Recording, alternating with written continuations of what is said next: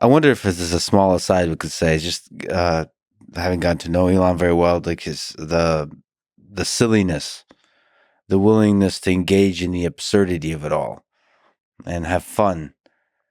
What is that? What is that?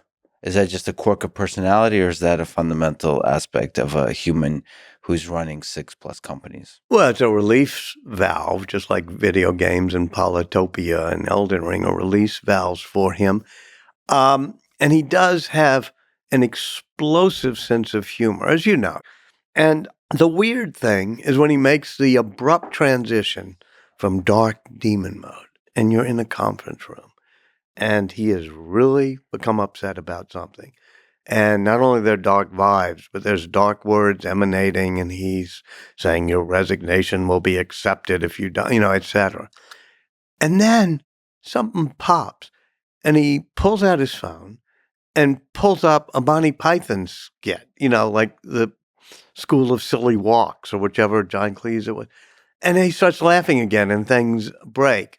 So it's almost as if he has different modes, the emulation of human mode, the engineering mode, the dark and demon mode, and certainly there is the silly and giddy mode.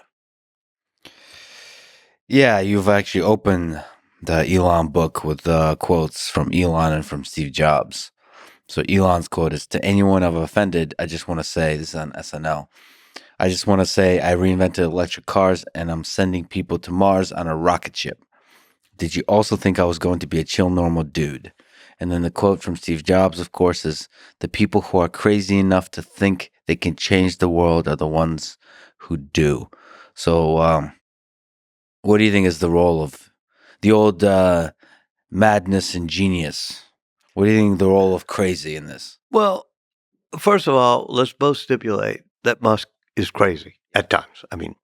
And then let's figure out, and I try to do it through storytelling, not through highfalutin preaching, where that craziness works.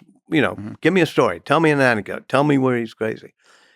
And, the almost final example, AI, but him shooting off Starship for the first time. In between an aborted countdown and the shoot off, he goes to Miami to an ad sales conference and meets Linda Yaccarino for the first time, makes her the CEO. There's a very impulsiveness to him. Then he flies back. They launch Starship. And you realize that there's a drive and there are demons and there's also craziness. And you sometimes want to pull those out.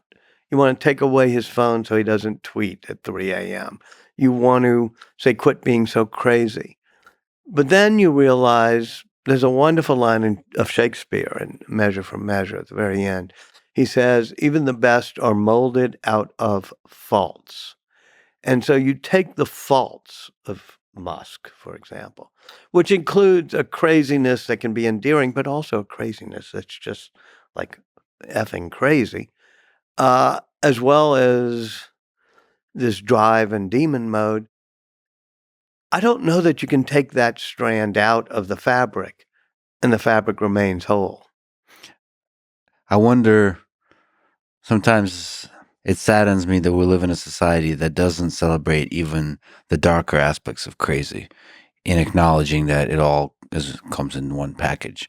It's the man in the arena versus the critic. And the man in the arena versus the regulator, and to make it more prosaic.